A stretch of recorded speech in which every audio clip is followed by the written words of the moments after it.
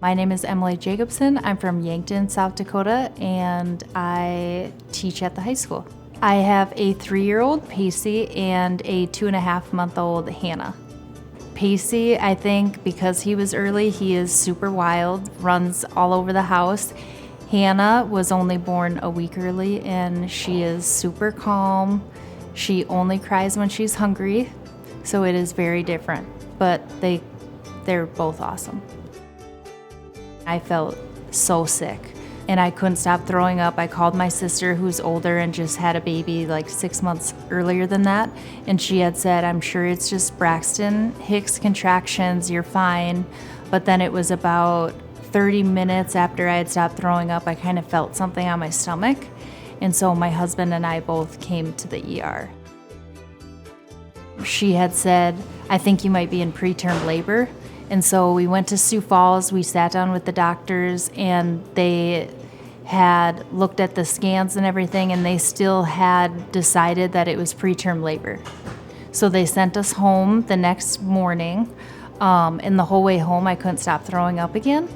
And I was like, this is just, something is wrong. I think I have a pretty high pain tolerance, and I was like convinced myself that it was just Braxton Hicks contractions again. But then my husband was like, we need to go back to the hospital. My husband was out in the hall talking with the OB, and I had screamed his name, I guess, and it looked like I described it to him like a balloon hot dog. It was coming out of my stomach, like you could visually see it. And so our OB had come in and she said, we need to order an MRI right away because I think it's something way more than preterm labor. Something was wrong with my colon. It's called cecal volvulus is the full term for it, and she had said that it was starting to separate and turn, and so that's why they sent me to Sioux Falls the second time.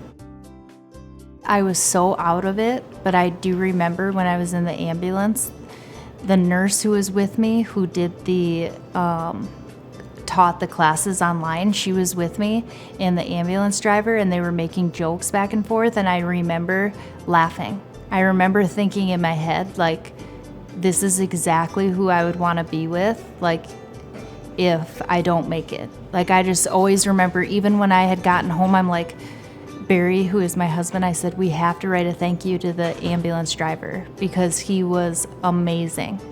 And it was little things like that again, I was in so much pain that I don't remember everything. But I do remember that, and I was so thankful. I'm like, oh, okay, like I'm gonna get through this. So when we had met with 2 doctors and they were talking us through the surgery, and it said neither one might make it out of surgery because they didn't know if they would be able to keep my son alive and me at the same time while they were doing this surgery. I didn't realize how big of a deal it was, what kind of pain I was in, and the surgery itself, until I was in the elevator and there was another doctor with me, and she had said, you must be the modern miracle. And I was like, what? And she said, no one had ever heard of the surgery that you had in a pregnant woman. And they're shocked that they were able to do it and that you guys are both fine, you and the baby. And it was kind of then that I realized that it was something bigger than myself. Everything that we had asked our OB and even the nurses in Sioux Falls, they had broken it down for us. Like, I remember my husband saying, well, what does that mean? Can you explain it a little bit better? Especially when we had come back to the ER the second time, my husband's like, something is wrong.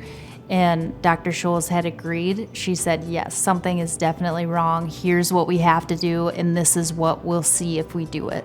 So I think everything was explained in a way that we could understand, and that made it a lot more comforting because it was such a scary situation. And again, I'm talking about it, but I can't really say how terrified my husband was because I was in so much pain at the time.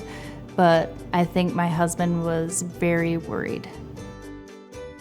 That one always kind of trips me up, I think, because Dr. Scholes had told my husband that it was kind of a matter of hours until something could have happened that was fatal. I'm really thankful for the team for figuring it out. And I know Dr. Scholes had said, and other nurses had told her, like, we're so thankful that you ordered the MRI, because if you wouldn't have done that, we wouldn't have known what happened. So I had 21 staples, like from my bra bone right to the top of my belly button.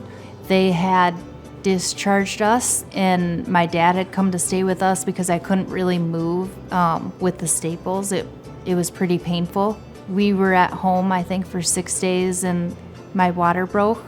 And I remember telling my husband, my water broke. And he was like, no, it can't. And I said, yeah, it did. I think we need to go back to the hospital. And he's like, but I don't have my bag packed. And I'm like, are you kidding? I don't care.